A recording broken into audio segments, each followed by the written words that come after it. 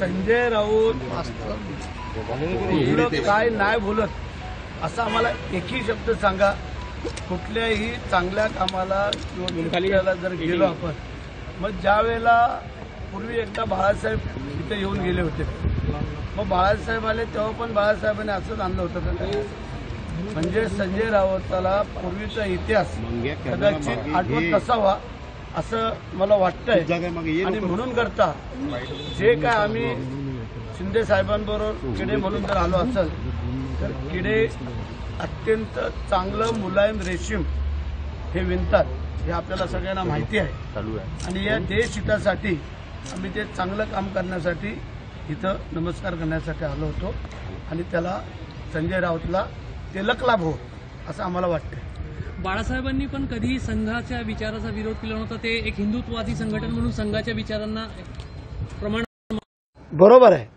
कारण आत्ता आम्हाला या मंडळींनी सांगितलं की आदित्य एकदा छोटा असते वेळेला स्वतः बाळासाहेब इथं आले होते, जेव्हा रज्जू भैया होते त्यावेळेची गोष्ट आहे.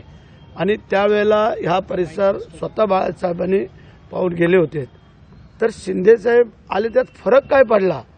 नेमकं यांच्या पोटात काय दुखतंय, ह्यांना कुठला तरी चांगला काढा द्यायला पाहिजे संजय राऊतला, त्याशिवाय त्याला ते बरं वाटणार नाही असं आम्हाला वाटतं. आदित्य लहान असताना बाळासाहेबांसोबत आले असते तर आता पुन्हा त्यांनी इथे येण्याची गरज आहे असं वाटतं. ती त्यांची इच्छा, ते त्यांना आम्ही नाही सांगू शकत. जर आपल्या आजोबा इथं येऊन हा परिसर पाहून त्यावेळेला गेले असतील, त्यांच्या लक्षात असलं तर ठीक आहे, नसलं तर त्यांना आठवण करून आता आम्ही देतोय. आणि त्यांना वाटलं त्यांनी येऊन जावं, आमचं काही त्यात म्हणणं नाही. नहीं ते वो हमको पता नहीं, कभी आए क्या. अभी हमारे जो कार्यकर्ता लोग थे अभी उन्होंने बताया जब रज्जू भैया थे तभी की बात है. और तभी हम लोग भी ये नहीं जान पा रहे थे कभी आयोग क्या है. पूर्वी उद्धवजी इथे यायचे, म्हणजे जेव्हा युती होती तेव्हा उद्धवजी इथे येतात, पण आता गेल्या काही दौऱ्यांमध्ये नागपुरात आले तरी रेशीमबागला कधीच आलेले नाही. दिल्लीला आता मात्र बैठकीला गेलेले होते त्याचं काल. आता कोणाची विचार काय निर्माण होईल, कुठले विचार कधी तयार होतील हे आम्ही आज सांगू शकत नाही आहे. त्याच्यामुळे आपले मुख्यमंत्री हे सगळ्यांना बरोबर घेऊन जाण्याचं काम कार्य करत आहे. त्याच्यामुळे तसं काय कोणाला दुःख होण्याचं, वाईट वाटण्याचं कारण नाही आहे. परंतु संजय राऊतांना वेडं-वाकडं काहीतरी बोलल्याशिवाय त्यांचा दिवस जात नाही, त्यांना झोप लागत नाही.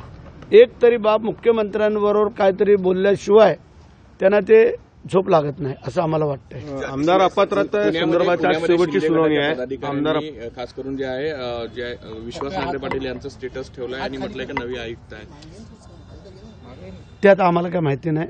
आम्ही पाहू आणि मग सांगू. जे आम्ही अजून बघितलं नाही, ऐकलं नाही, ते जो बोलणं उचित होणार नाही. आणि ठीक आहे, मुख्यमंत्री काय असेल ते निर्णय घेतील. जय हिंद, जय भारत. लोकशाही मराठी ऐका, पहा, जागरूक रहा.